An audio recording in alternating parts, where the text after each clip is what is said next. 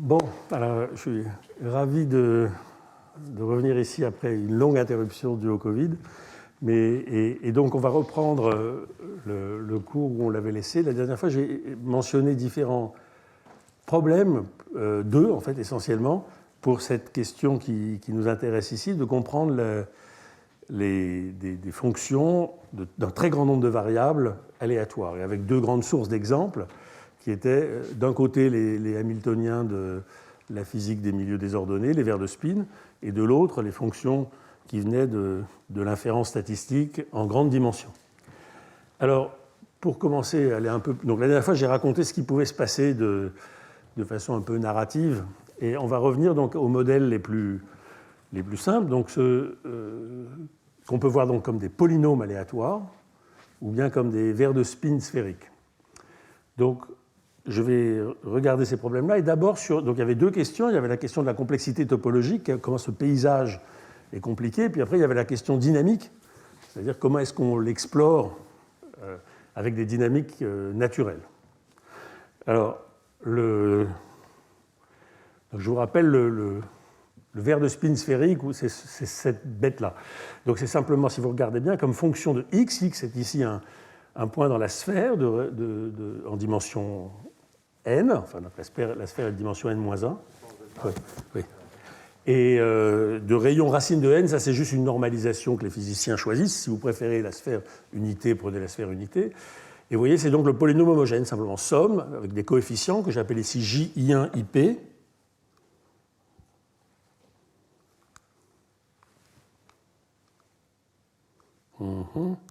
Oui.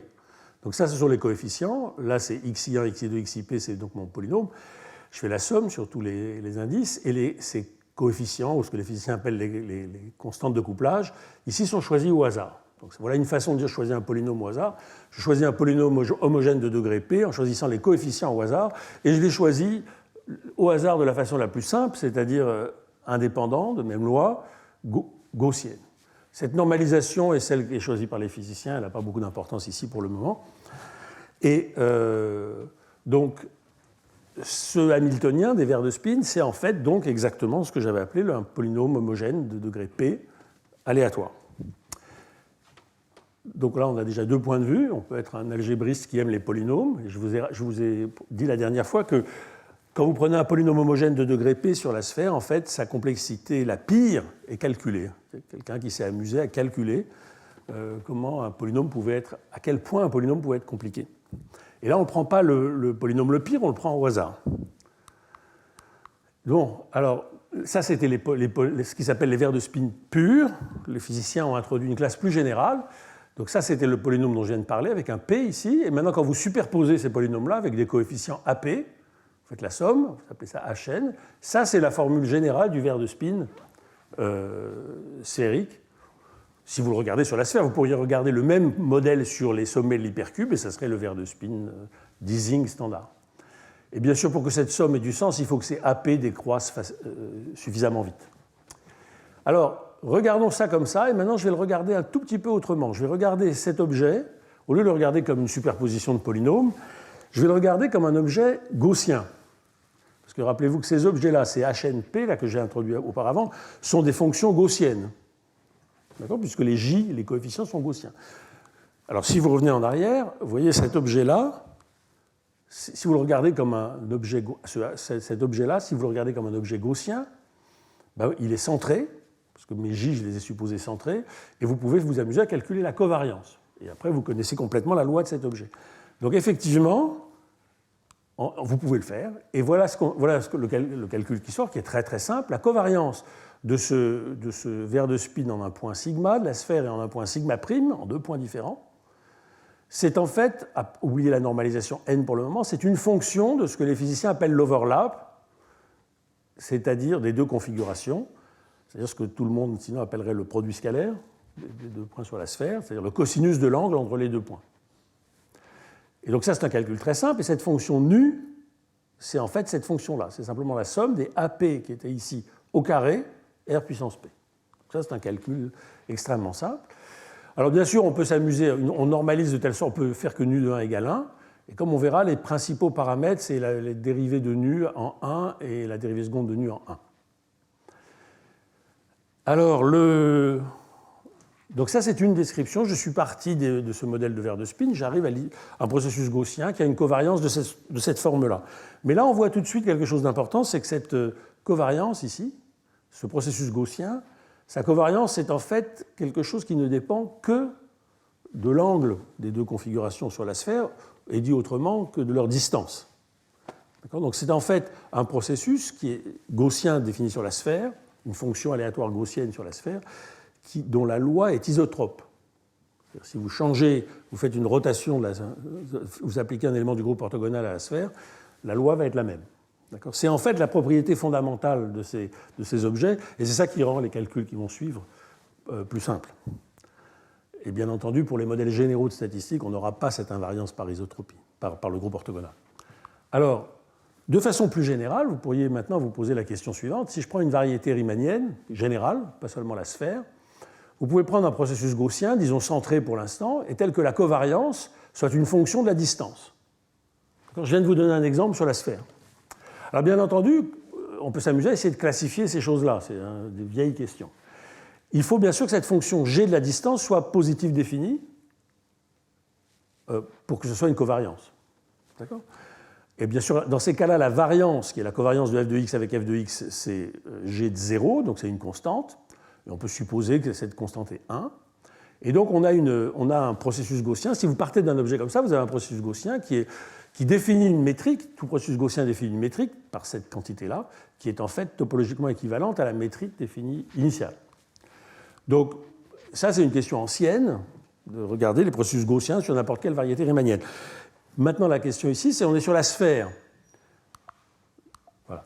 Donc si la variété, c'est en fait la sphère, comme on a ici, la question de trouver quelles sont ces fonctions G, quels sont ces processus gaussiens sur la sphère qui sont isotropes, ce n'est pas une question de physicien, ce n'est pas une question de statisticien, c'est une question d'analyste harmonique. Ça a été fait par Schoenberg en 1942, donc ce n'est pas tout à fait neuf. Et il les a tous caractérisés. Il a dit les seuls G ont cette forme-là, somme des AP cosinus D à la puissance P. Ce qui veut dire, quand on réécrit ce que ça veut dire, c'est que la covariance, c'est nu du produit scalaire. Et le nu, c'est cette chose-là, ici, sauf que ici, j'ai oublié un carré. C'est AP au carré, ici. Ah non, pardon, excusez-moi. Les AP, je les ai pris positifs, donc c'est le bon. Voilà.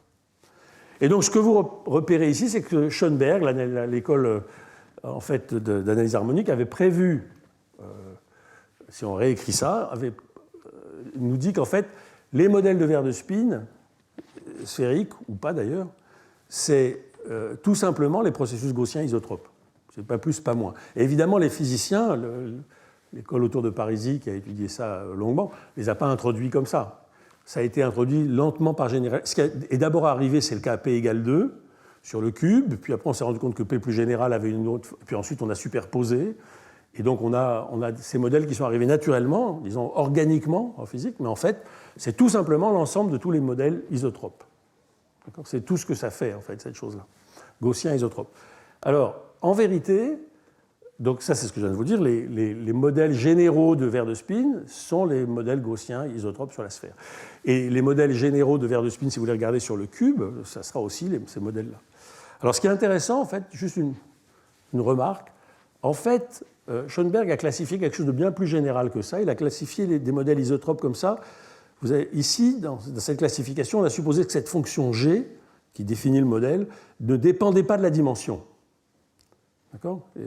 Mais si on fait que le G dépend de la dimension, alors la classe est beaucoup, beaucoup plus générale, et ces modèles-là, pour l'instant, on ne les a pas vus apparaître en physique. Pour une raison simple, parce que si votre G dépend avec la dimension, l'idée d'avoir une limite quand la dimension tend vers l'infini devient plus difficile. Mais ça ne m'étonnerait pas qu'un jour on voit arriver des modèles comme ça dans des questions plus vastes. Donc voilà, ça c'est le point de vue, disons, abstrait sur ces modèles.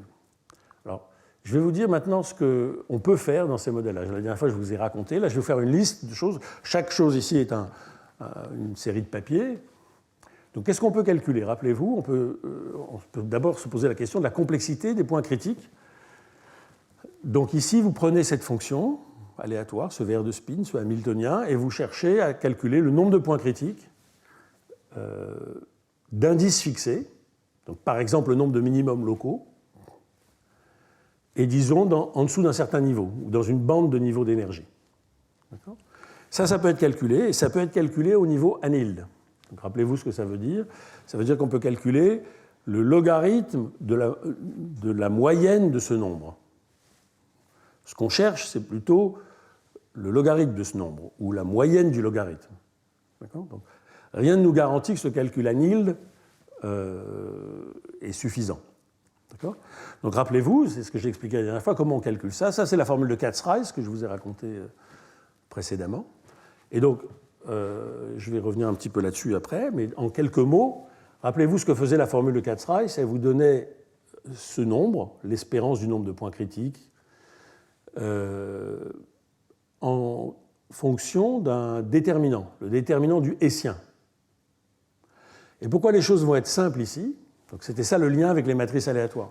C'est qu'à cause de cette isotropie, cette invariance par le groupe orthogonal, le Hessien est en fait une matrice aléatoire relativement simple. C'est en fait une variante du GOE, du Gaussian Orthogonal Ensemble, donc la matrice gaussienne à entrée indépendante, shiftée par un shift diagonal, donc pas très difficile à contrôler. Donc c'est véritablement cette propriété d'isotropie qui fait que le calcul nous amène dans le monde des matrices aléatoires le plus simple. Celui où on comprend tout. Enfin, tout, presque tout. Donc ça, c'était pour la complexité anilde. Après, on peut donc essayer de comprendre la topologie des lignes de niveau. En fait, ça ne peut pas se faire directement, si on n'a que la complexité anilde. Donc, entre-temps, il a fallu contrôler la complexité quenched. Et ça, c'est un travail beaucoup plus délicat. Donc pour l'instant, ça a été fait. Maintenant, c'est à peu près fait partout, mais c'est surtout fait au niveau d'énergie basse, qui sont celles qui nous intéressent le plus. Je vais revenir aussi un peu, au moins en mots, sur comment ça se fait. Et grâce à ça, on peut comprendre donc la topologie du paysage tout en bas, donc on peut comprendre le ground state, le minimum absolu, on peut comprendre les minimums locaux les plus bas, en dehors de ce minimum absolu. Et bien entendu, l'influence qu'ils ont sur la mesure de Gibbs définie par ce Hamiltonien. C'est ce que je viens de dire ici. Donc on peut comprendre le comportement de cette mesure de Gibbs à basse température, et en particulier s'il y a ce qui s'appelle du chaos en température ou pas. Et on peut même comprendre maintenant ce qui se passe à plus haute température, dans une phase qui s'appelle alors je ne sais pas comment traduire shattering phase en français, la phase écrabouillée, ou quelque chose comme ça. Où la mesure de Gibbs ne détecte rien d'intéressant, mais néanmoins, la structure du problème est compliquée. Donc on va revenir là-dessus. Bon, là, c'est des résultats sur tout ça. Alors, là, je vais peut-être expliquer les choses. Bon, je ne veux pas passer trop de temps, parce que chacun de ces... Là, il y a plusieurs centaines de pages, si vous voulez, de travail. Donc, je vais juste vous raconter comment ça marche rapidement. Donc, là, et je vais vous dessiner la façon dont je vois cette complexité, qui évidemment est absurde. On ne peut pas dessiner une sphère en très grande dimension, donc il faudra se contenter de cette vision-là. Donc, la complexité anilde, comme je l'ai dit, si vous appliquez Katz-Rice, vous remarquez que vous avez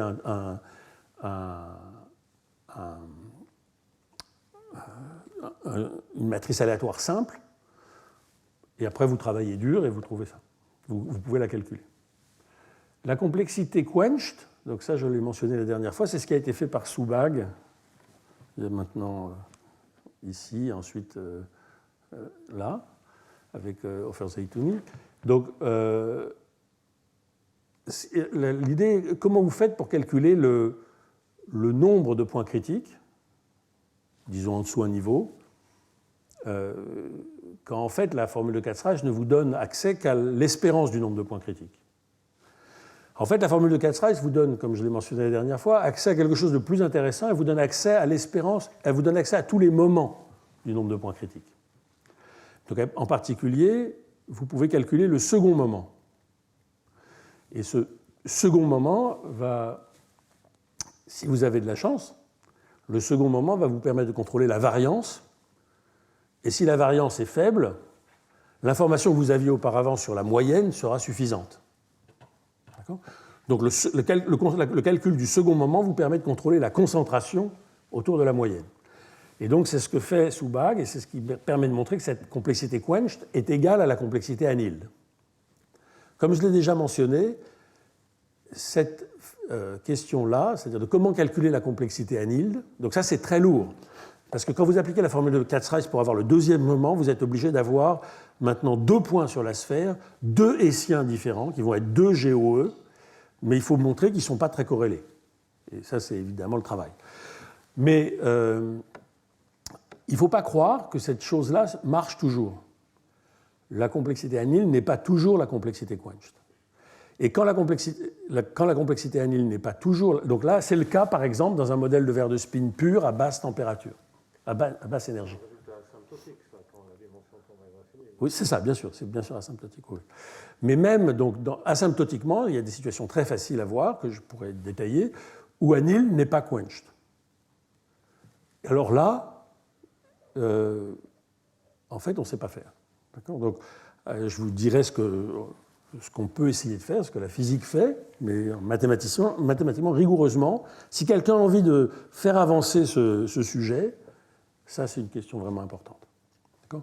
Et vous voyez, on a accès, a priori, à tous les moments, si on est un calculateur fou, mais ce n'est pas pour autant qu'on aura accès à la loi de l'objet lui-même.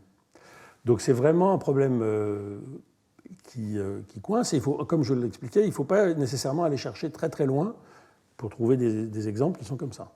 D'accord ? Où annealed n'est pas la même chose que quenched. Alors, une fois que vous avez compris cette topologie des points critiques sur laquelle je vais revenir, combien il y en a, etc., vous pouvez commencer à comprendre la structure du paysage.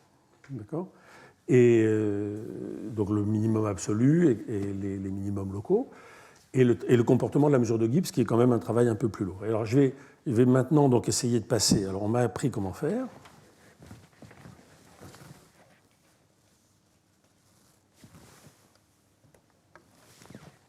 Voilà. Je vais vous résumer les résultats qu'on obtient sur cette affaire de complexité, qui sont peut-être d'ailleurs...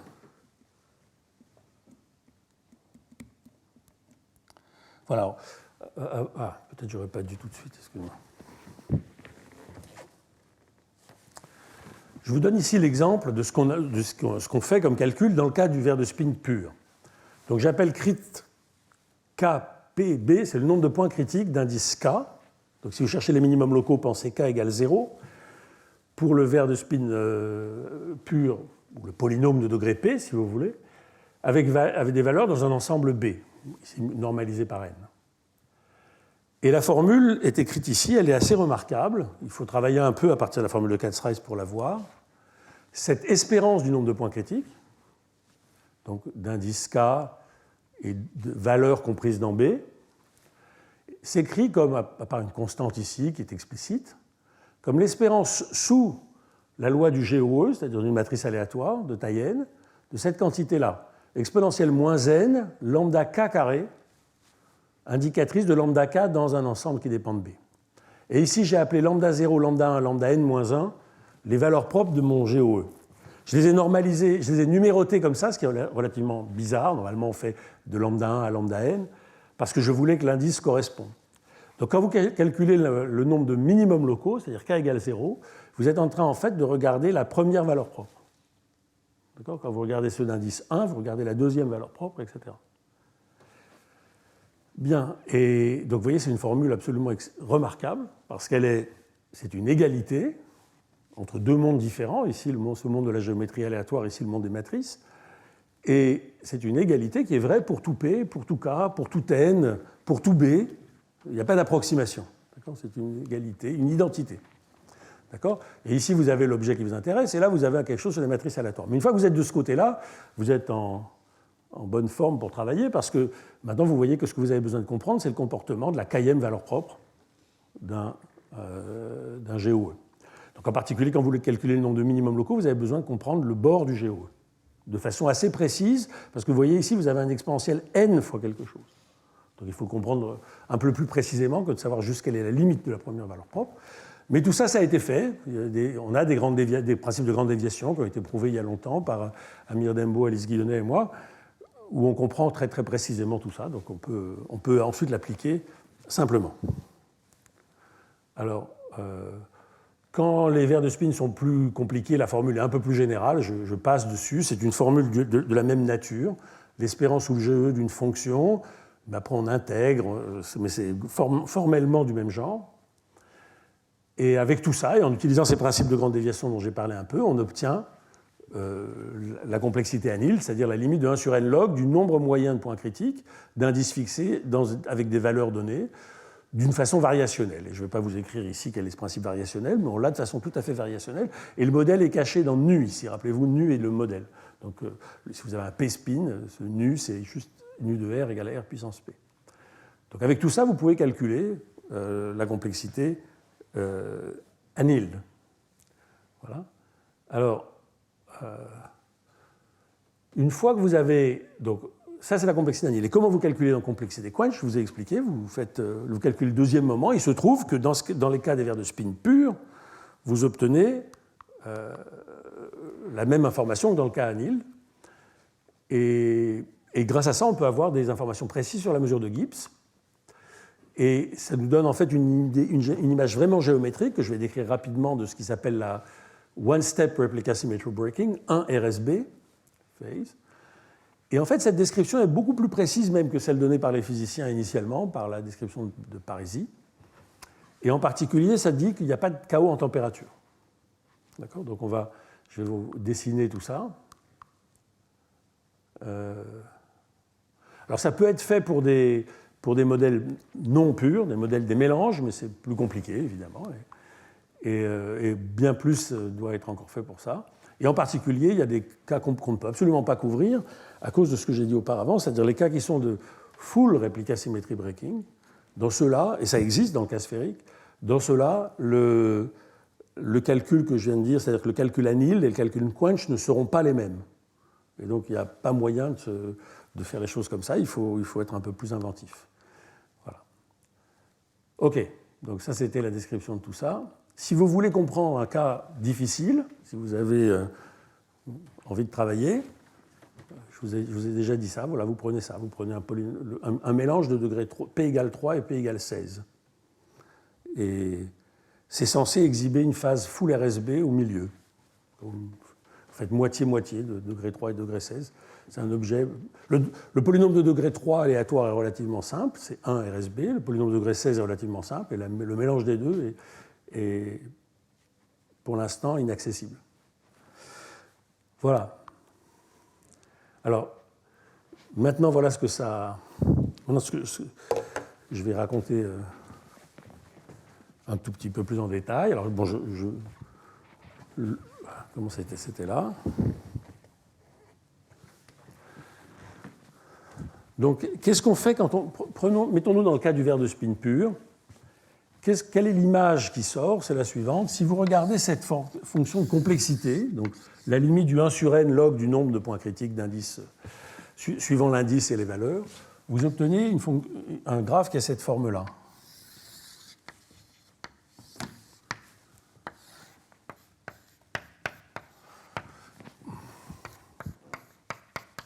Alors donc ça, c'est la complexité, donc la limite du 1 sur n log du nombre moyen disons, de minimums locaux.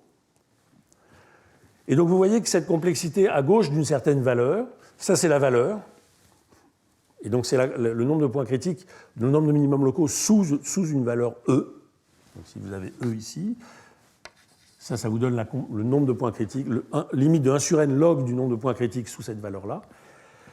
Donc vous voyez qu'à gauche de ce point-là, le nombre de points critiques, donc sous cette valeur, donc si j'avais fait un dessin en mettant les énergies comme ça,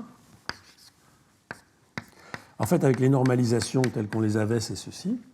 Sous cette valeur-là, le nombre moyen de points critiques est exponentiellement petit, puisque ici cette quantité est négative. Donc en fait, il n'y a pas de points critiques. Donc ça vous dit que le minimum global devra être au-dessus de ce point-là. En fait, dans le cas des verres de spin purs, on montre qu'il est exactement là. Donc ça, c'est le ground state, si vous voulez.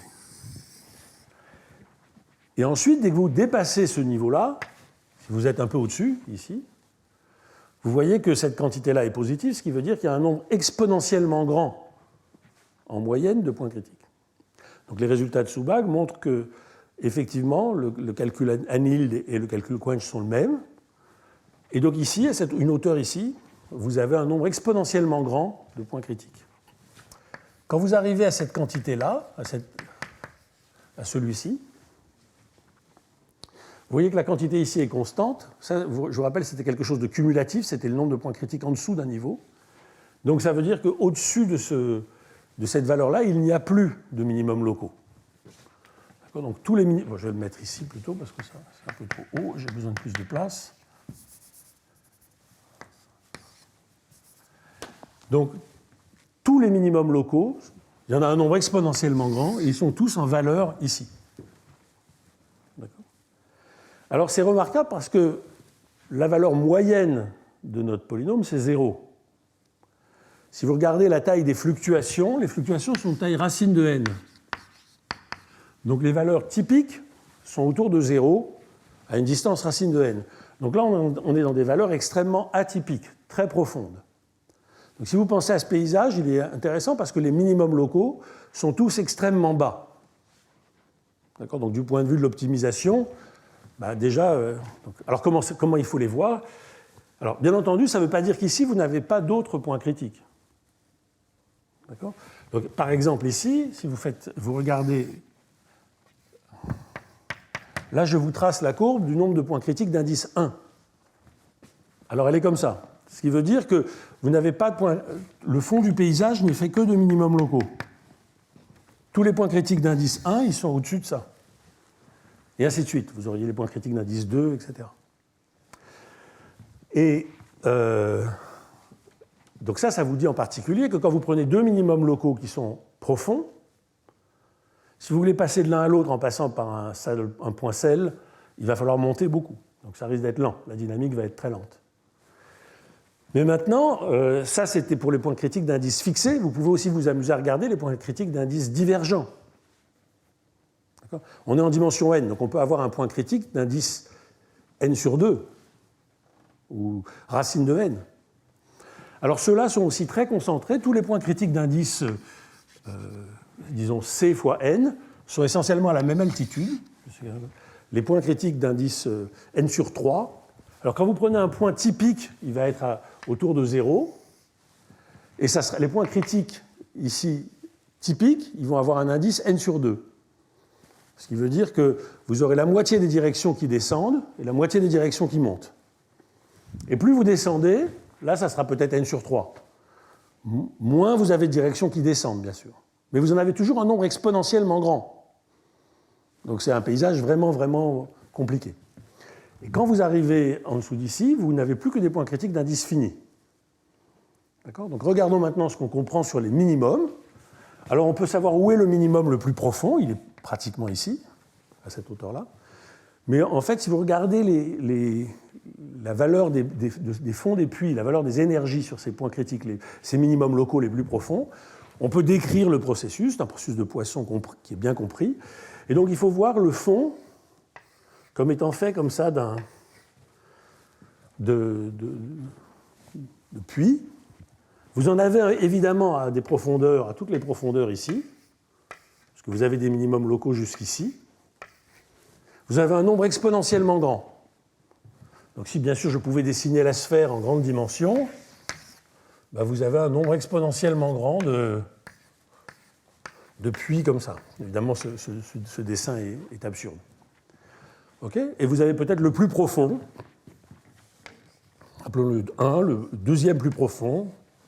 Vous auriez le point le plus profond ici, le deuxième plus profond, le troisième plus profond, etc. Et vous pouvez décrire ça de façon très précise. Mais vous avez un nombre exponentiellement grand. Donc maintenant, si vous vous amusez à essayer de comprendre ce que fait la mesure de Gibbs, rappelez-vous, qui est juste exponentielle moins bêta, enfin moins constante fois le hamiltonien, et vous voyez que donc, la démarche qu'on a ici est une démarche qui est l'inverse de ce que fait la physique statistique. La physique statistique étudie la mesure de Gibbs à température donnée et après essaye de comprendre ce qui se passe quand la température tend vers zéro. Ici, on fait l'inverse. On comprend la géométrie à température zéro et on remonte en température. Et alors, ce qu'on peut voir, maintenant, vous pouvez vous poser la question, si je regarde, c'est facile de voir que si je regarde la mesure de Gibbs à une température donnée, elle va être concentrée, c'est le principe d'équivalence des ensembles en physique, elle va être concentrée sur une énergie donnée. Donc vous allez avoir la mesure de Gibbs à une certaine énergie, basse température, qui va être ici. Et puis si vous prenez une autre température, disons, elle va être concentrée à ce niveau-là. D'accord ? Et la question, c'est est-ce que ces deux mesures de Gibbs ont quelque chose à voir ? Et en vérité, donc ça c'est la question du chaos en température. Et dans ce travail avec Soubag et Zeitouni, vous montrez que si vous prenez, alors Soubag avait fait ça d'abord tout seul, si vous prenez un verre de spin pur, en fait il n'y a pas de chaos en température. C'est-à-dire que la mesure de Gibbs, à basse température, elle est concentrée dans les puits les plus profonds, 1, 2, 3, 4, etc., dans des espèces d'anneaux ici, on peut décrire ça de façon très précise. Et cette mesure de Gibbs est donc concentrée sur un nombre fini mais grand de puits, et qui sont toujours les mêmes, quel que soit quand vous changez la température, à basse température. Et donc il n'y a pas de chaos du tout. Alors on peut se poser la question, oui d'accord, mais si je prends cette hauteur-là, j'ai à cette hauteur-là plein d'autres puits, j'en ai un nombre exponentiellement grand, et ceux-là, ils ne comptent pas dans la mesure de Gibbs. D'accord ? Donc c'est seulement certains puits qui comptent. Alors vous avez donc plein de points critiques qui ne portent pas de mesure de Gibbs, en fait. Ce qui est relativement étonnant. Par contre, dès que vous prenez un mélange de deux verres de spin, donc P et P', alors cette propriété la propriété de chaos en température arrive, et quand vous changez de température, la mesure de Gibbs est concentrée sur des puits différents. Donc là, l'image est vraiment complexe et intéressante. Et alors la phase shattering, dont je parlais avant, la phase dispersée, donc bien sûr, vous pouvez vous dire, tout le monde voit bien que ça, c'est le ground state, le minimum en énergie. Là, il se passe quelque chose, au-delà de ça, il n'y a plus de points, il n'y a plus de minimum locaux. Donc on peut naturellement imaginer que ça, c'est le niveau d'énergie qui correspond à la température critique de transition statique entre la phase où il y a un verre de spin et pas verre de spin. Un réplica symmetry breaking et pas. Donc on pourrait imaginer que ça, c'est la température naturelle, le niveau naturel de transition entre la phase simple et la phase compliquée. C'est complètement faux. En fait, la température critique, elle correspond à un autre niveau qui est en dessous de celui-là. Donc, ce qui se passe, c'est qu'en dessous de ce niveau, votre mesure de Gibbs est effectivement explosée, comme je l'ai dit, en plusieurs puits, et au-dessus, elle ne l'est plus vraiment, au sens de la caractéristique que Parisi a sortie, c'est-à-dire de l'overlap.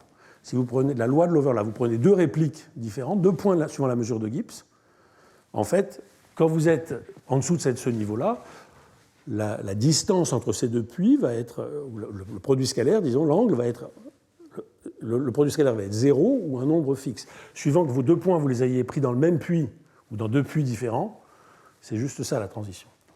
Donc la transition statique des verres de spin, elle parle de ce nombre-là et de ce qui se passe en dessus ou au-dessus. Mais vous voyez bien qu'au-dessus de ça, le paysage continue à être très compliqué. Il y a un nombre exponentiel de points critiques, il se passe toutes sortes de choses. Donc ça, c'est la phase de shattering. Et c'est une phase qu'on comprend dans d'autres modèles plus simples, comme celui introduit par Derrida, le REM. Ici, c'est une phase dans laquelle la thermodynamique ne vous dit rien.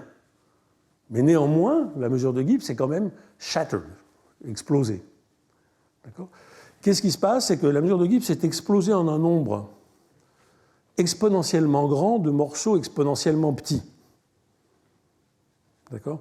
Donc quand vous prenez deux points, quand vous prenez la démarche de Parisi qui consiste à dire prenez deux points au hasard sur la mesure de Gibbs et regardez leur angle, leur overlap, quand vous prenez deux points, si vous avez un nombre exponentiellement grand de morceaux, avec très grande probabilité, ils vont être dans deux morceaux différents. Et deux morceaux différents sont orthogonaux, donc leur angle sera toujours, leur produit scalaire sera toujours 0. D'accord ? Donc vous ne pouvez pas détecter ce phénomène-là avec le paramètre d'ordre de Parisi, ce qui montre qu'en fait, il y a plus à dire que ce paramètre d'ordre. Donc cette phase est compliquée, elle est donc comme ça coupée en très grand nombre de petits morceaux, et savoir où elle s'arrête véritablement est une question difficile. Donc il y a toutes sortes de conjectures, et en particulier du point de vue dynamique. Okay ? Donc, oui.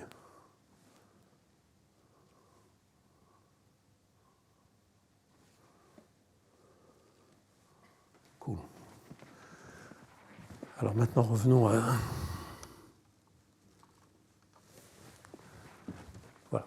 Donc là, je décris ce qui pourrait se passer dans les cas où il y aura une full réplica symmetry breaking, mais je vais passer là-dessus. Voilà.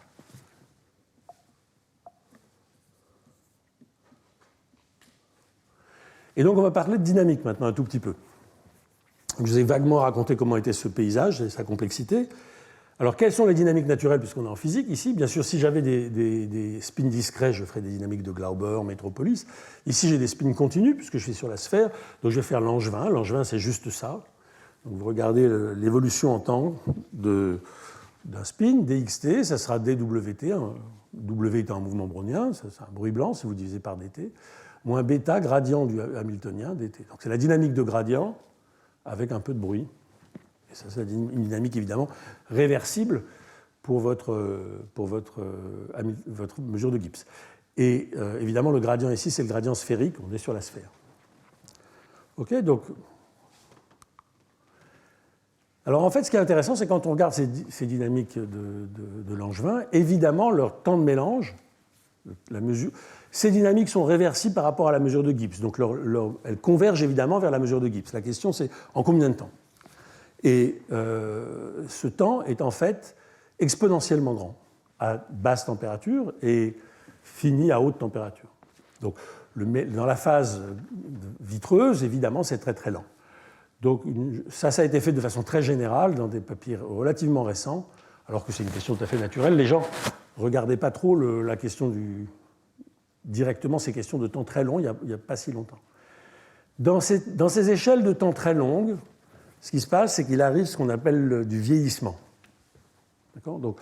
Et là, quand vous êtes dans une échelle de temps où il faut un temps exponentiel constant fois n pour arriver à l'équilibre, vous pouvez vous intéresser à qu'est-ce qui se passe dans les échelles de temps exponentielles constantes fois n avec une constante un peu plus petite. D'accord ? Et là, qu'est-ce qui va se passer ? Alors, ce vieillissement, je vais décrire rapidement ce qui se passe. Vous partez... Est-ce que vous voyez quelque chose si je fais ça comme ça ou il faut que j'éteigne ? Vous voyez rien ? Donc vous partez avec un point, disons, pris au hasard sur la sphère. Donc s'il y a un point typique, vous partez d'une énergie qui va être 0. D'accord ? Et vous appliquez la dynamique de Langevin. Vous allez bien sûr graduellement descendre. Et la question, c'est combien de temps il faut pour arriver, disons, à un niveau ici. Ce qu'on vous dit, c'est que le temps qu'il faut, c'est exponentiellement grand. Mais en fait, au bout d'un temps fini, vous êtes où ? D'accord ? Alors ça, c'est des questions dont on va un petit peu parler, mais si maintenant vous laissez énormément de temps à votre système, ce que vous n'avez pas envie de faire quand vous faites de la statistique, vous ne voulez pas que votre algorithme tourne pendant un temps exponentiellement grand, mais en physique, vous avez le droit. Donc si vous regardez ces échelles de temps très longues, qu'est-ce qui va se passer ? Vous allez descendre depuis un point pris au hasard, et vous allez descendre jusqu'à ce que vous rencontriez ces bassins, d'accord, qui viennent de ces points qui sont très profonds. Je vous rappelle, ça, c'est un point très profond. Et quand vous commencez à tomber dans un de ces bassins, évidemment, ensuite, vous vous imaginez bien qu'il faut en ressortir. Et donc, le vieillissement, c'est quoi ? C'est que si je donne au système un temps exponentiel Cn pour évoluer, il va trouver des puits qui seront à une profondeur dn, une autre constante qui dépend de C. Et ensuite, une fois qu'on aura trouvé un tel puits, on tombe dedans, on va en ressortir. Rappelez-vous que c'est un objet de très grande dimension. Donc je vais choisir ensuite un autre puits, essentiellement de la même profondeur, mais qui aura été pris au hasard. Alors et Et donc je vais passer mon temps, dans cette échelle de temps-là, exponentielle Cn, le système va passer son temps dans des puits d'une profondeur dn, où d dépend de c. Alors on pourrait se dire c'est bizarre, pourquoi il ne voit pas les puits moins profonds et pourquoi il ne voit pas les puits plus profonds? Pourquoi il ne voit que des puits d'une même profondeur? Alors la réponse est simple, c'est qu'il ne voit pas les puits les plus profonds parce qu'il y en a moins, même s'il y en a un nombre exponentiel, et ils sont difficiles à trouver. Donc c'est une question de théorie du potentiel. Ils sont rares, relativement. Et pourquoi il ne voit pas les puits moins profonds? En vérité, bien sûr, il les voit. Il passe son temps à les voir. S'il passe d'un puits très profond comme ça à un autre puits à peu près de la même profondeur, entre-temps, il peut parfaitement faire... Mais tous ces puits-là qu'il va visiter, qu'il peut éventuellement visiter entre ici et là, vont le retenir dans une échelle de temps qui est bien plus petite que exponentielle Cn. Donc quand vous regardez le système dans l'échelle de temps exponentielle Cn, tout ce qui se passe dans l'échelle de temps exponentielle c sur 2n n'est pas visible. Vous allez juste voir des transitions entre des puits très profonds, essentiellement à la même profondeur. Donc ce vieillissement est très compris, j'ai travaillé dessus pendant très longtemps, je ne vais pas passer beaucoup de temps là-dessus parce que ce n'est pas ce qui est important, bien sûr, pour les questions de statistique, encore une fois. En statistique, vous ne voulez surtout pas avoir votre algorithme qui vieillit, d'accord, qui passe un temps fou à passer d'une configuration profonde à une autre. Bien.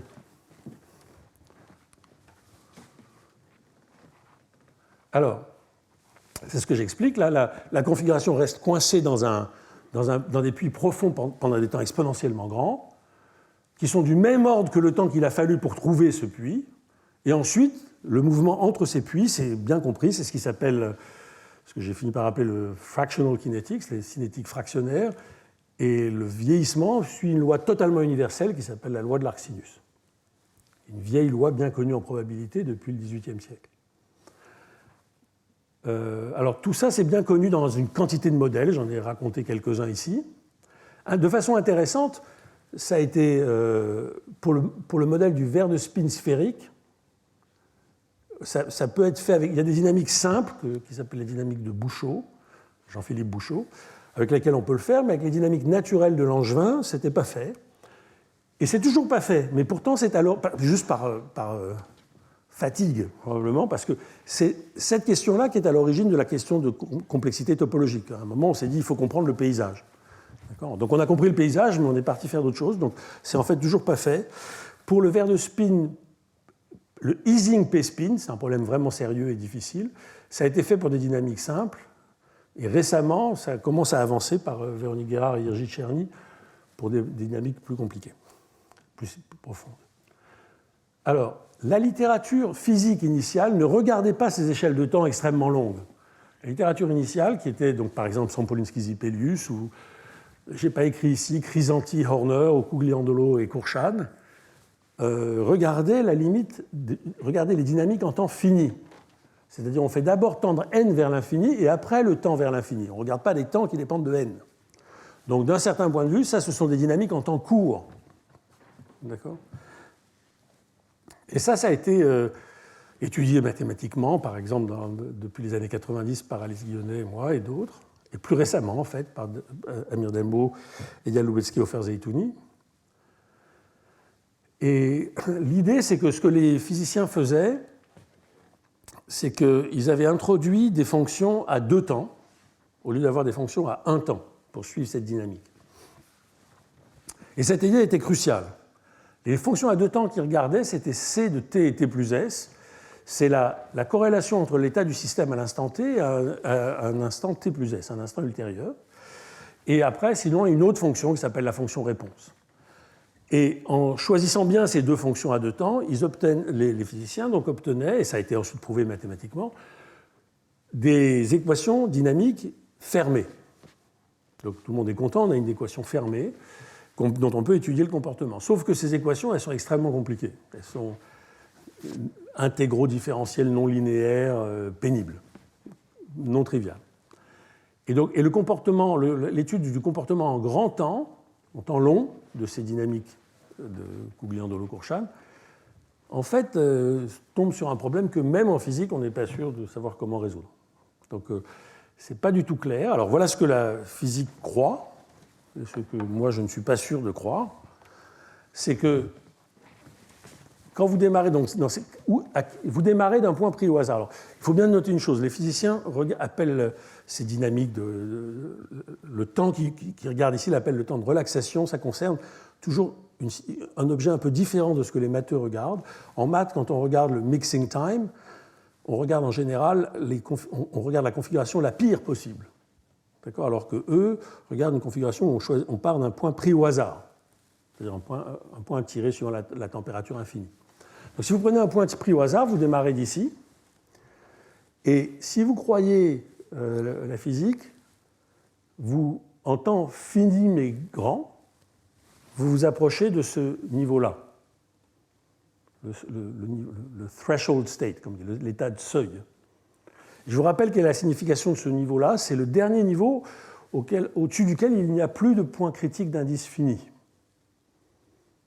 D'accord ? Donc ça veut dire que si vous voyez des points critiques par ici, ils sont d'indices divergents.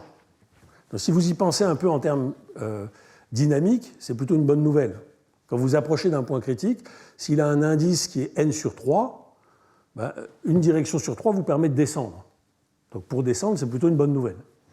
Donc si vous croyez ce que disent... Donc établir ces équations, c'est fait, c'est rigoureusement correct. Leur comportement en temps grand n'est pas complètement sûr, mais si vous croyez ce que nos amis physiciens disent, vous descendez jusqu'à à peu près ce niveau-là. D'accord ? Où le paysage commence à devenir vraiment très compliqué. Alors, en vérité, ce n'est pas complètement clair, parce que vous avez ici des minimums qui sont très hauts et qui créent des puits qui vont au-dessus. Donc rien ne vous dit que quand vous arrivez d'au-dessus, vous ne faites pas attraper par un puits au-dessus de ce niveau-là. Donc ce n'est pas complètement clair, mais c'est la vérité acceptée, disons. Bon. Alors, plus récemment, donc on a essayé d'échapper à cette façon de faire très astucieuse qui consiste à introduire des fonctions à deux temps pour revenir à la façon un peu, comment dire, systématique des mathématiciens. On a regardé des fonctions à un temps. Et donc les fonctions à un temps qui nous intéressent, c'est par exemple l'énergie au temps t ou des choses de ce genre-là. Et donc avec Reza Guessari et Okosh Jagannath, on a vu qu'on pouvait faire ça. Et la difficulté, c'est que quand vous faites ça, vous retombez dans quelque chose qui est bien classique, vous retombez dans une hiérarchie infinie d'équations. Quand vous prenez ces équations à deux temps, vous arrivez à les fermer avec deux ou trois équations. Ici, c'est une hiérarchie infinie, donc c'est moins drôle. Mais évidemment, il y a quelque chose de positif, c'est que si vous coupez cette hiérarchie à un certain niveau, après 3 ou 4 équations, vous avez des résultats asymptotiques rigoureux. D'accord ? Qui sont donc pas... Pour avoir une précision infinie, il faut descendre infiniment dans la hiérarchie d'équations. Mais sinon, à n'importe quel niveau où vous arrêtez, vous avez un certain niveau de précision dans votre travail. Et avec ça, donc, on a pu le faire.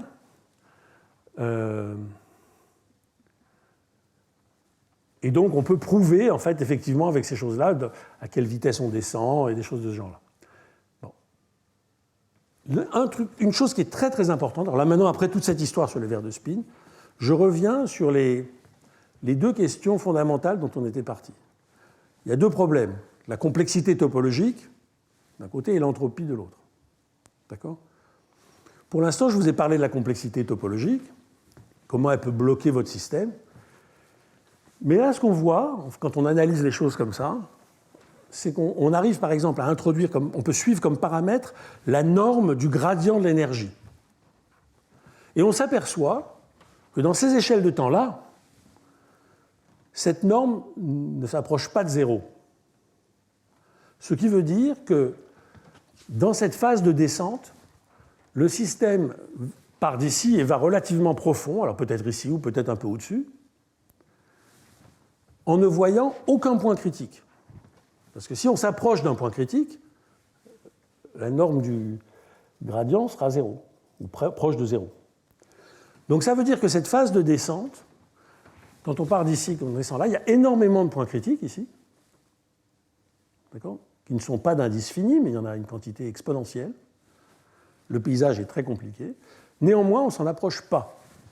On ne les voit pas. D'accord ? Donc d'un certain point de vue, le renseignement sur la complexité topologique à ces hautes altitudes, hautes énergies, ne sert à rien. La complexité topologique, elle devient importante quand on est là. Elle bloque, si vous voulez. Donc ça, c'est un renseignement important qui va revenir. Donc la complexité ne joue pas de rôle dans ces échelles de temps courtes.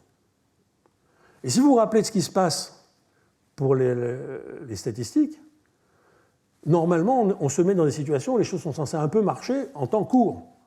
Donc c'est peut-être possible que dans ces phases-là aussi, la complexité ne serve à rien, ne soit pas importante. D'accord ?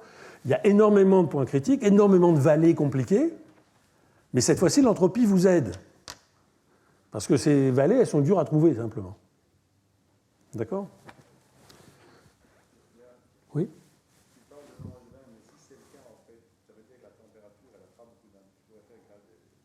Non, ça, pardon ? Ça marche aussi pour gradient descent, oui, tu as raison. Là, j'ai parlé de Langevin parce que c'était la chose naturelle.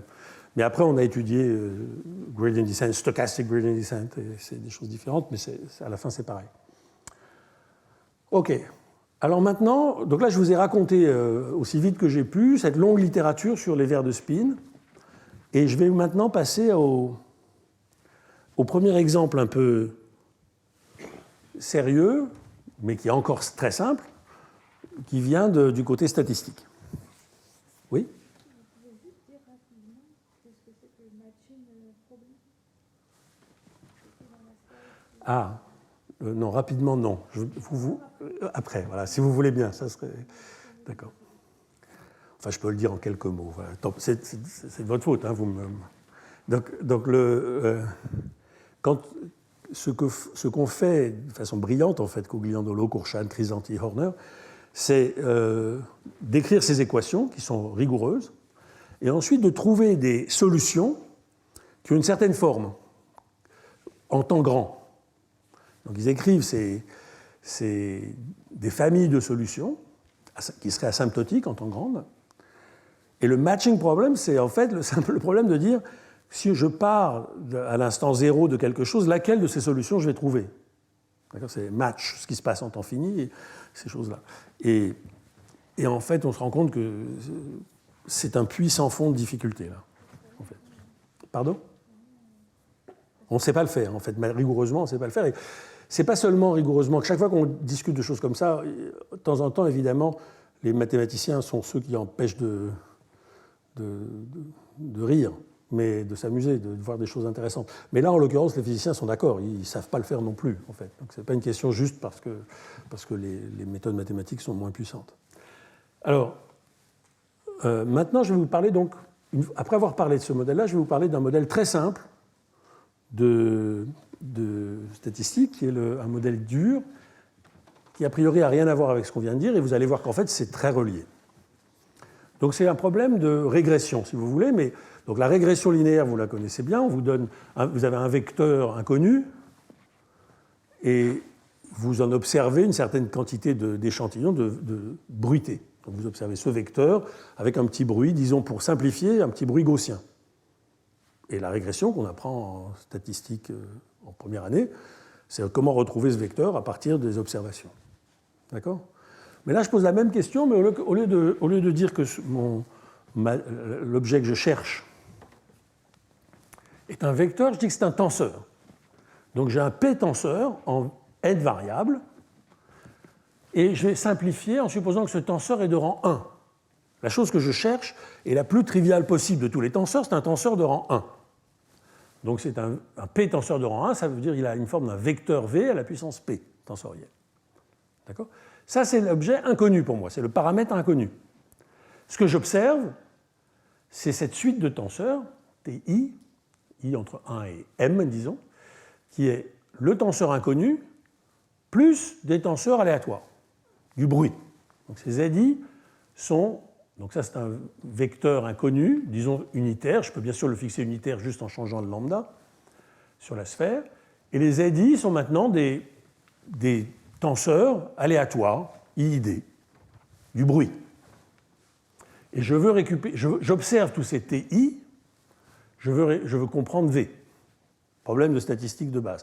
Donc si P égale 1, si c'était un vecteur, je suis en train de vous décrire la régression linéaire. Ce lambda, on va pouvoir le regarder comme un rapport signal-bruit. Et donc l'objectif, il y a plusieurs objectifs. D'abord, c'est de détecter. Donc vous observez ces tenseurs aléatoires, ces tenseurs bruités. La première question, c'est de détecter. Est-ce qu'il y a un signal dedans? Est-ce qu'il y a un V ou pas? D'accord? Et deux, c'est si vous détectez qu'il y a un signal dedans, que ce n'est pas du pur bruit. Qu'est-ce que ça veut dire détecter? C'est faire la différence entre le cas où lambda égale 0, c'est-à-dire que vous avez du pur bruit, et le cas où vous avez un signal. Donc ça, c'est la détection. Le deuxième problème, c'est l'estimation. D'accord? Donc, si j'ai détecté qu'il y avait un signal, ben, j'essaye de l'estimer. D'accord? Comment faire ça? Et vous avez le droit de faire tout ce que vous voulez. Vous avez juste accès à ces données. Alors, bien sûr, là, je le pose avec rang 1. Vous pourriez vous poser la même question avec un rang petit, fini, rang K, disons, ou même un rang divergent. Ça, c'est des questions qui ne sont pas traitées, mais pas de rang N, bien entendu. Donc, pour l'instant, on suppose donc qu'on a un signal qui est de relativement faible dimension, bruité, et on essaye de retrouver ce signal. D'accord? Ça ne semble pas être un problème très difficile. D'accord? Alors, évidemment, encore une fois, quand P égale 1, c'est un problème facile. Et je vais vous dire qu'en fait, c'est un problème très difficile. OK? Alors, on va supposer ici, pour simplifier, que le bruit est gaussien, et je vais ne faire aucune hypothèse de prior, comme on dit, a priori, sur le signal V, le spike. D'accord? Pour moi, il est juste n'importe où sur la sphère. D'accord? Donc, si vous voulez, une façon de le dire bayésienne, c'est de dire que notre prior, c'est juste la mesure uniforme sur la sphère. Voilà. Alors, le problème est extrêmement étudié. Il est, par exemple, d'abord commencé par Montanari et Richard, et Ofer-Zeytouni. Ensuite, il y a une longue littérature. Par exemple, un travail important dans le groupe de Florent Jacala, Lenkash Deborova, Afonso Bandera, qui à l'époque était encore à Courante, et d'autres papiers comme ça. Donc c'est une longue histoire, et je vais vous la résumer. Alors, et a priori, vous voyez, ça n'a rien à voir avec mes affaires de verre de spin. Et bien entendu, je vous ai vendu la mèche, ça va être une histoire de verre de spin. Donc, d'abord la question de la détection. Donc, est-ce que c'est possible de détecter le signal? Donc, je vous répète, ici, vous avez deux quantités importantes. N, qui est la dimension de votre tenseur. Bon, P est fixé. P, c'est supérieur ou égal à 3, pour être un tenseur, disons. Et vous avez M, disons, qui est la quantité, la taille de votre échantillon, la quantité de données que vous avez. Mais cette quantité de données, on peut, en fait, d'un certain point de vue, l'oublier, parce que, comme on va le voir rapidement, en changeant le rapport signal-bruit, on peut se ramener à, comme tout est gaussien, on peut se ramener à un échantillon, ça revient au même, en fait. Alors, la question, c'est est-ce qu'on peut détecter le signal? Donc, vous regardez la distance entre la distribution avec un signal et la distribution sans signal, c'est-à-dire la distribution de pur bruit. Vous regardez là une distance, par exemple la distance en variation totale, et vous dites est-ce que ces deux distributions, la distribution avec un signal et la distribution sans signal, ont une distance, si la distance tend vers 0, c'est des mauvaises nouvelles du point de vue statistique. Ça veut dire que vous ne pouvez pas distinguer ces deux objets. Donc vous ne pouvez pas détecter. Alors en fait, donc la question c'est quand est-ce qu'on peut détecter? Et la deuxième question c'est, OK, une fois qu'on peut détecter, donc ça, ce premier c'est le seuil de théorie de l'information. Ensuite, une fois que vous êtes au-dessus donc en dessous de ce seuil, si vous vous rappelez de ce qu'est la distance en variation totale, si la distance en variation totale tend vers 0, ça veut dire que vous ne pouvez trouver aucune observable qui vous permettra de distinguer les deux. Il n'y a aucun moyen de dire il y a un signal. Il n'y a pas d'observable qui vous permet de faire ça. Une fois que vous êtes au-dessus de ce seuil, il existe des observables qui peuvent faire ça. Donc là, c'est la question du choix de la procédure statistique. Quel observable je vais choisir? Et vous avez le droit de faire ce que vous voulez. Donc ça, une fois que vous avez choisi une procédure statistique, la question c'est, pour cette procédure statistique, quel est le seuil à partir duquel ça va marcher? D'accord? Alors, c'est ce que j'explique ici. Choisissez une méthode statistique. Par exemple, vous êtes un élève de première année en statistique, vous ne connaissez qu'une seule méthode, qui est la méthode du maximum de vraisemblance. Donc vous choisissez la MLE, ça veut dire ça, Maximum Likelihood Estimation. Vous choisissez cette méthode-là. À partir de quel seuil l'estimé que vous allez obtenir est mieux que tiré au hasard? Et à partir de quel seuil est-ce que cet estimé que vous allez trouver converge vers le vrai signal? Okay, donc, ce qui dans cette littérature s'appelle strong recovery, ça s'appelle weak recovery. Faire mieux que n'importe quoi, c'est weak recovery. Et la troisième question, et ces trois questions, c'est vraiment important de les distinguer, c'est une question de calcul.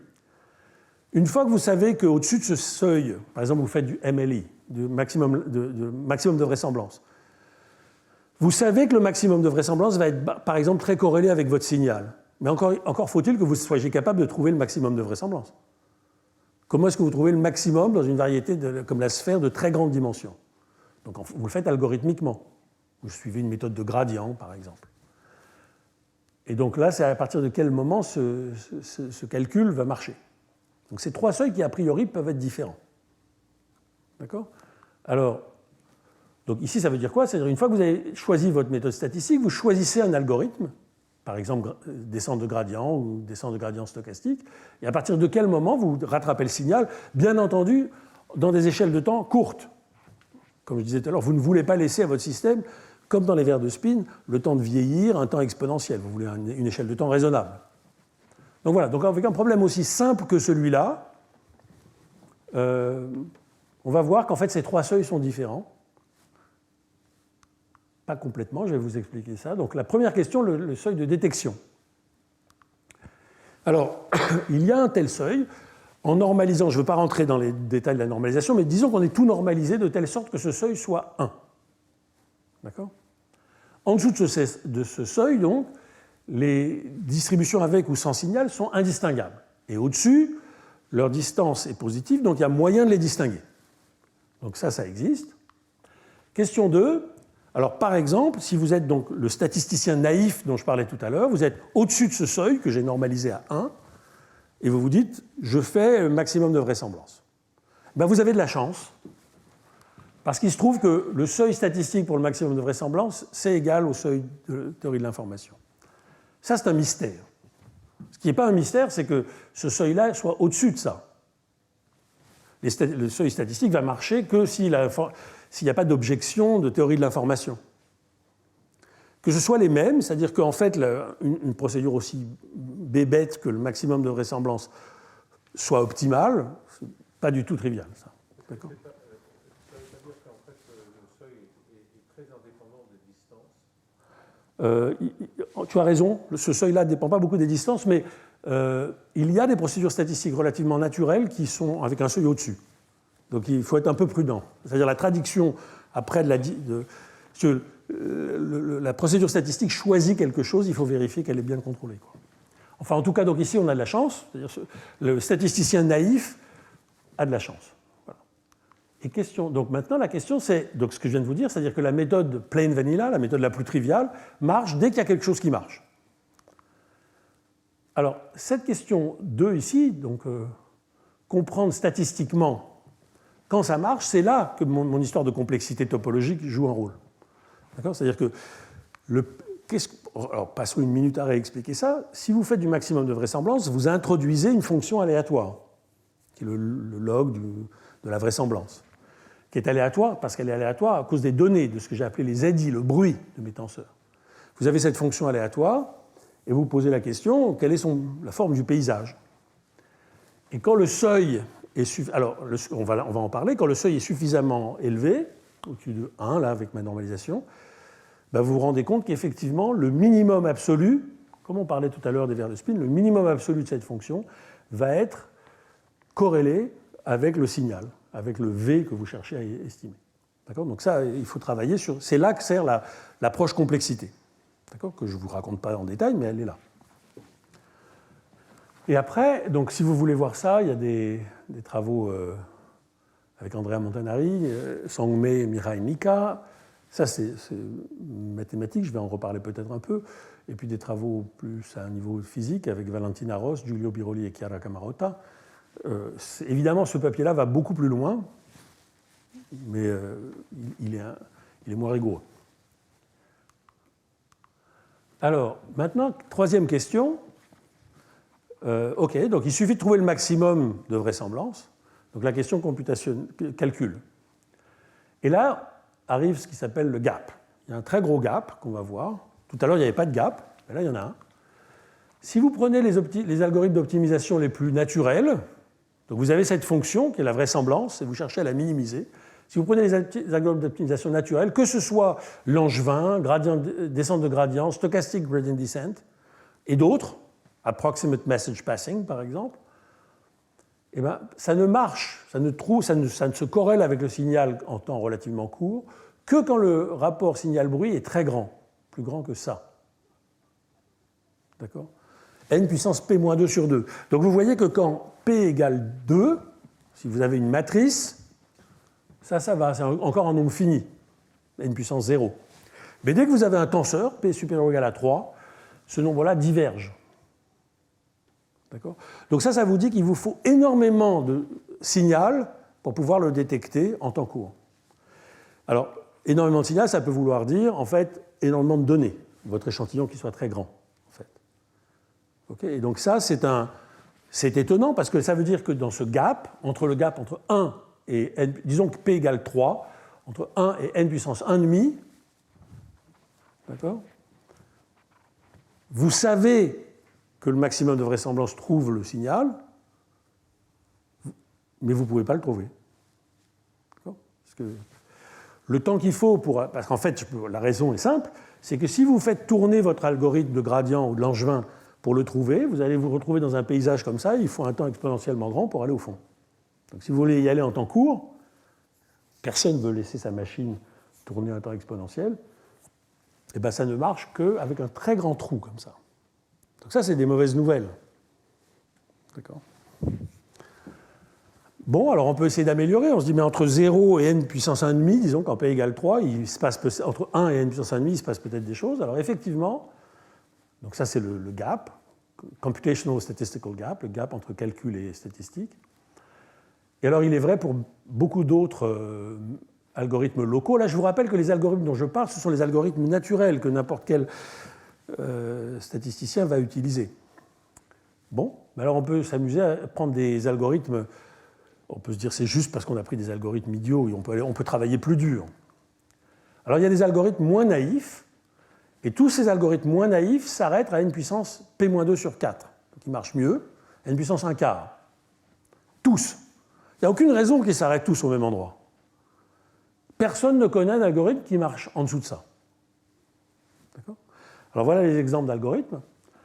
Il y a ce qui s'appelle la hiérarchie SOS, les relaxations semi-définies. Si vous ne savez pas ce que c'est, ce n'est pas bien grave. Mais par exemple, donc, le travail de Bandera 2017 montre ça avec ce seuil-là. Et pour ça, il faut prendre la SOS 4 dans la hiérarchie. Il y en a d'autres. Par exemple, Alex Vine, El Alaoui et Moore ont regardé ce qui s'appelle la hiérarchie de Kikuchi. Tout ça, ce n'est pas la peine de dire, mais ce sont évidemment des algorithmes que vous ne convaincrez jamais un utilisateur d'utiliser. C'est des algorithmes qui sont, disons, un petit peu sophistiqués, mais néanmoins ne marchent pas si bien que ça.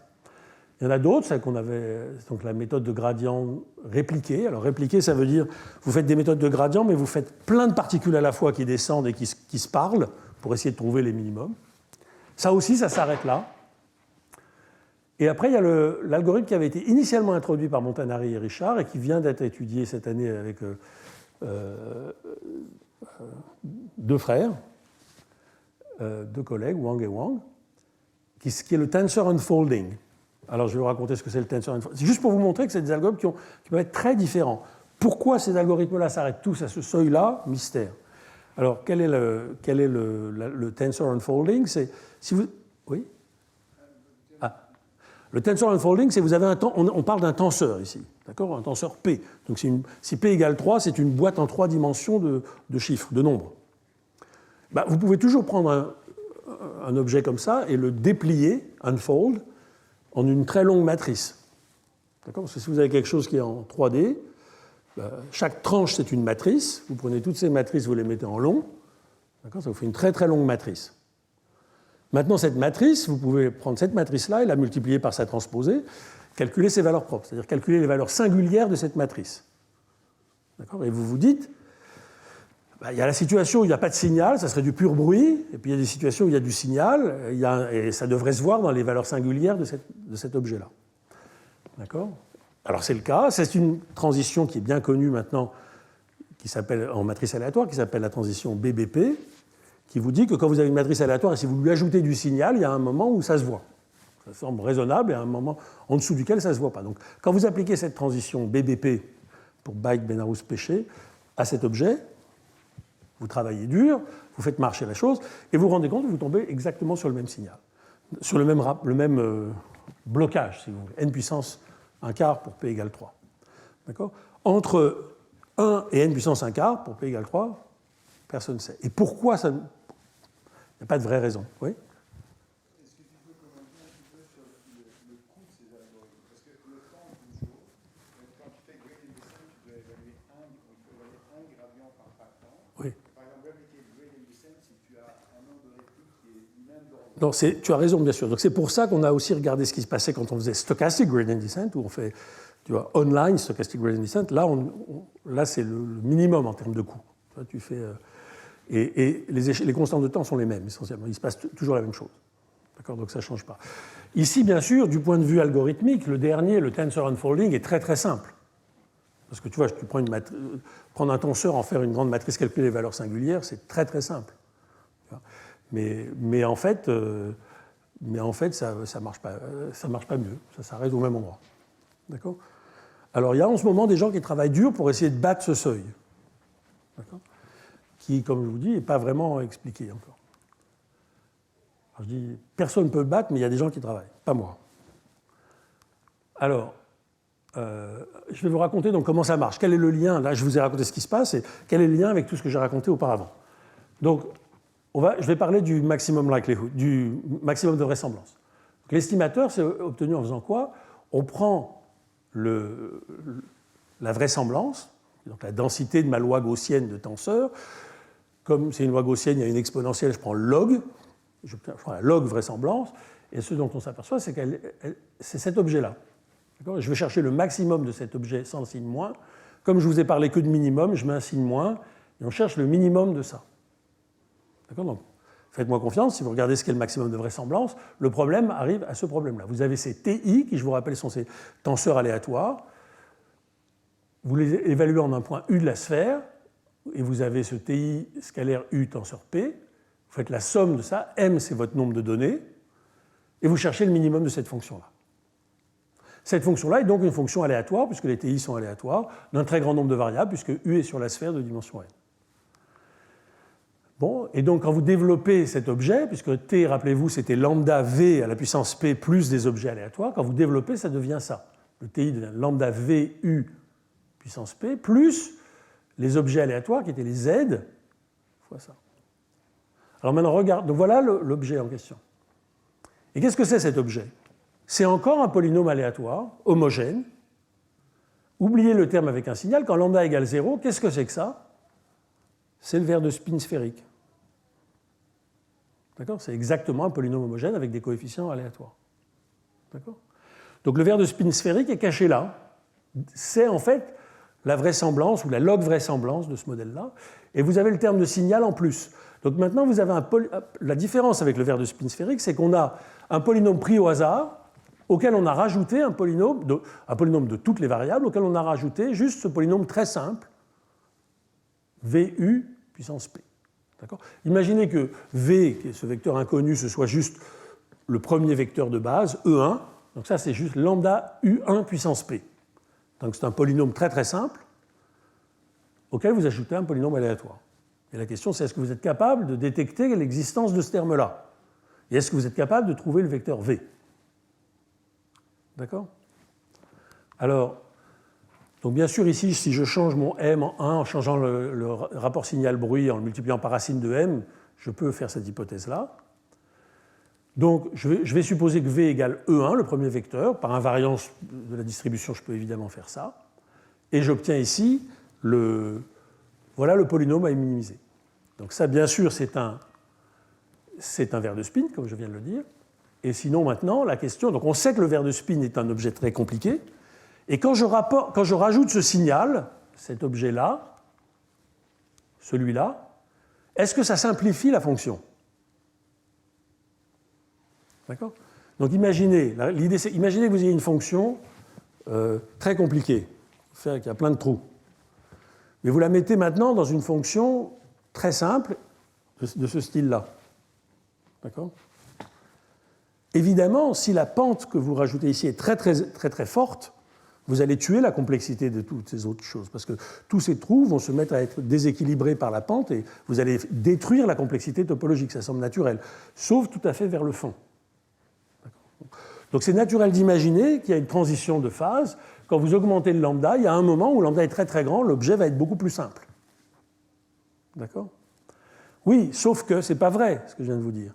Ça sera vrai, ça va être simple quand U1 est positif. Ça ne sera pas vrai à l'équateur. Donc si maintenant ma sphère est...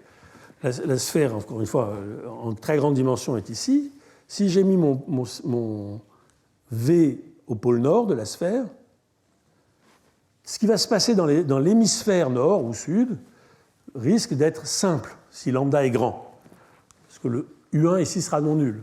Mais quand vous êtes tout près de l'équateur, essentiellement ce terme-là ne va pas jouer de rôle et vous allez avoir un ver de spin. Donc cette fonction risque d'être très compliquée à l'équateur et simple dans les hémisphères. Bon, ce n'est pas bien grave encore une fois, puisque un hémisphère c'est quand même beaucoup plus gros que l'équateur.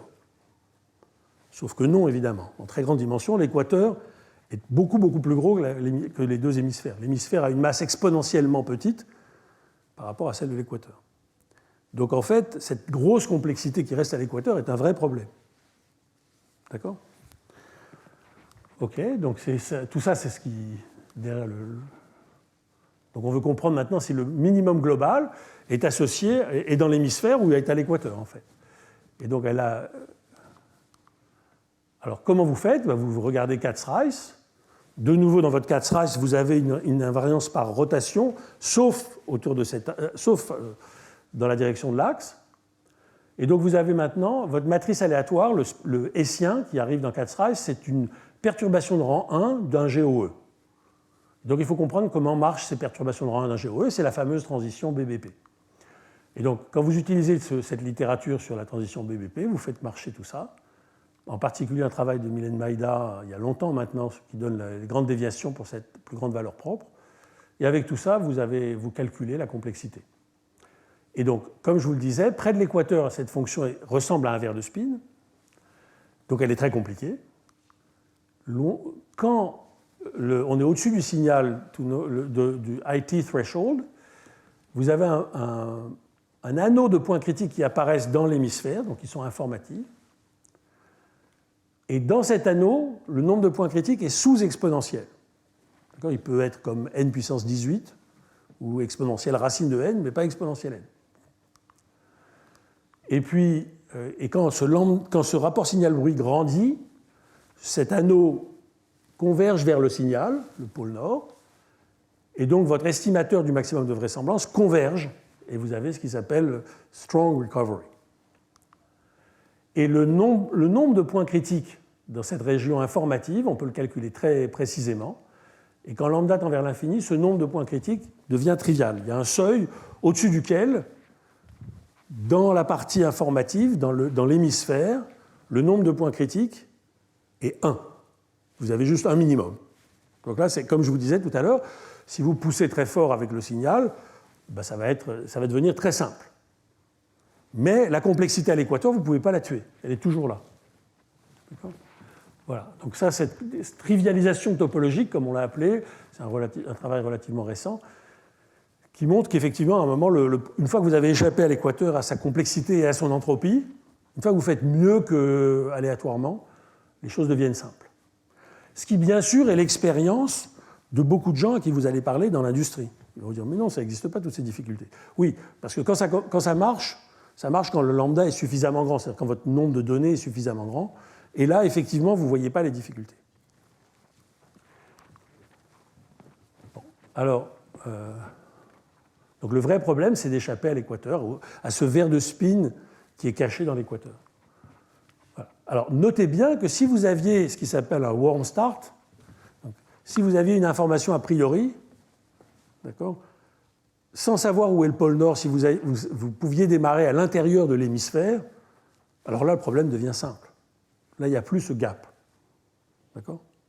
Puisque là, d'un seul coup, votre modèle le paysage est simple. Bon, alors je vais peut-être passer sur ces formules qui vous donnent la complexité, et peut-être que oui, parce que c'est un tout petit peu lourd. Alors, bon.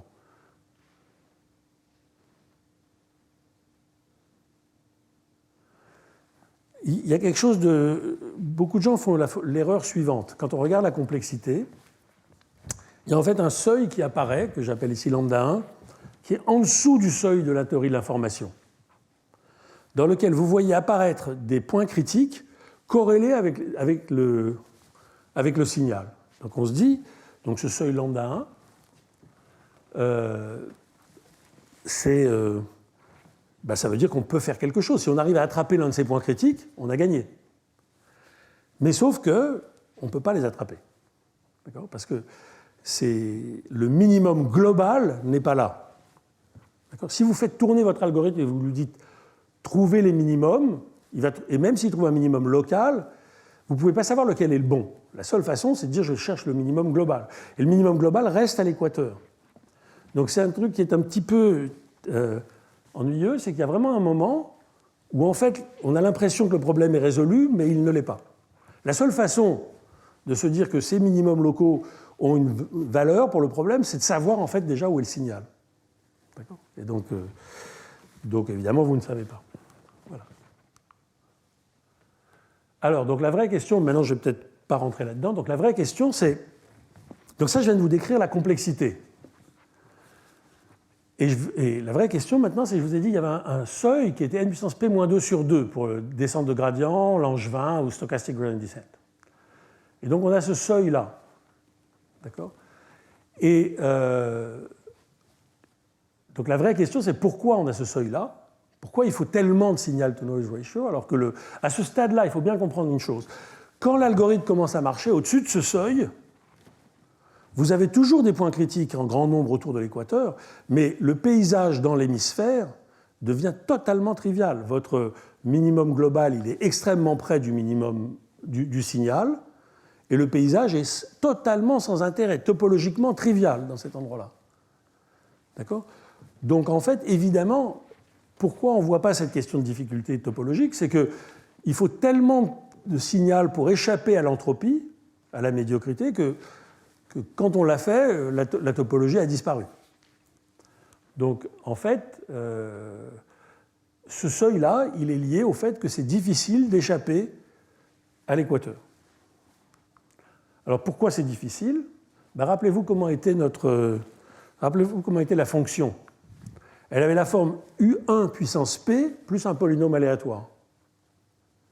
Si vous regardez le gradient de cette fonction, à l'équateur, là où U1 égale 0, le gradient, c'est U1 puissance P moins 1, en oubliant les constantes. Donc il est aussi nul quand P est 3. Mais non seulement donc, le gradient est nul, quand vous êtes près de l'équateur, le gradient dans la direction du signal, mais en plus le hessien, si vous dérivez une deuxième fois, le hessien n'a pas de composante sérieuse dans cette direction-là. Donc en fait, votre dynamique, qu'elle soit de gradient stochastique, a un signal très très faible qui la pousse dans la bonne direction. D'accord ? C'est pour ça que c'est difficile d'échapper à l'équateur. Voilà. Donc ça, c'est notre problème 1.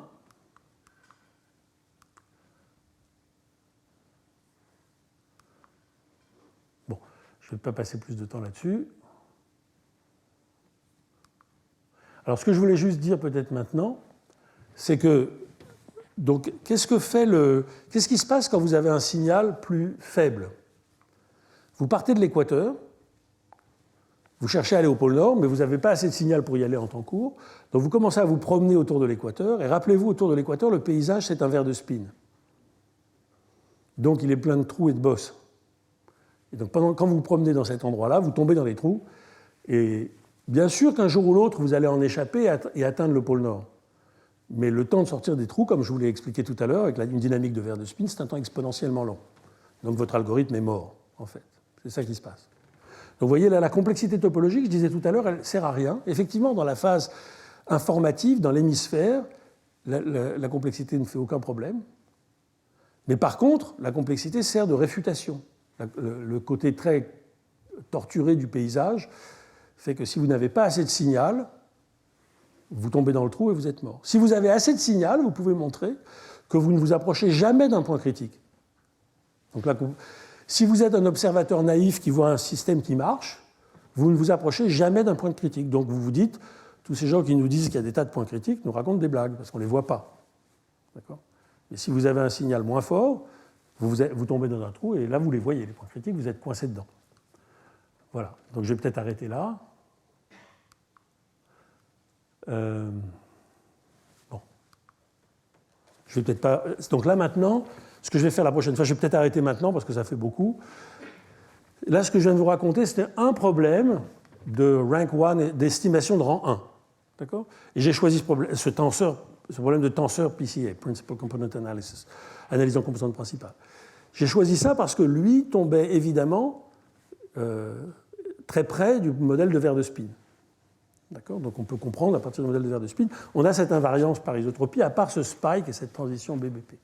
Mais maintenant, vous pouvez vous poser des questions similaires avec des problèmes de statistiques en grande dimension où le signal a un faible rang. Alors, faible rang, commençons avec le rang 1, d'accord ? Mais où vous n'êtes pas dans cette question, vous n'avez pas ces symétries orthogonales. D'accord ? Et donc, qu'est-ce qu'on peut faire ? Donc là, je ferai ça la prochaine fois. Et là, ce qu'on va voir, évidemment, c'est que je vais commencer par la dynamique de ces choses-là. Je ne vais pas commencer par la... Il y a aussi une étude de la complexité topologique, mais puisque maintenant on a compris, la complexité topologique sert à la réfutation, je vais commencer par la dynamique. Et on va s'apercevoir qu'il y a une classification en 3 classes, simple, dur et critique, et que le modèle de tensor, analyse en composante principale pour les tenseurs que je viens de vous donner, tombe bien sûr dans la catégorie dure, beaucoup de modèles tombent dans la catégorie facile, et de façon intéressante, beaucoup de modèles qui sont très étudiés tombent dans la catégorie critique, la catégorie intermédiaire. Donc je vais vous raconter un peu toutes ces histoires de dynamique la prochaine fois, rapidement, parce que je pense que là vous avez eu assez, et puis je vous parlerai ensuite, je vais revenir ensuite à des problèmes de physique, plus compliqué, cette fois-ci, où on n'a plus l'invariance par rotation, par le groupe orthogonal. Et donc, je vais vous parler de la elastic manifold, le modèle de la variété, des problèmes d'élasticité en grande dimension. Et là, on verra que même si les matrices ne sont pas aussi simples, on peut quand même faire marcher la mécanique de Katsreis pour calculer la complexité. D'accord ? Et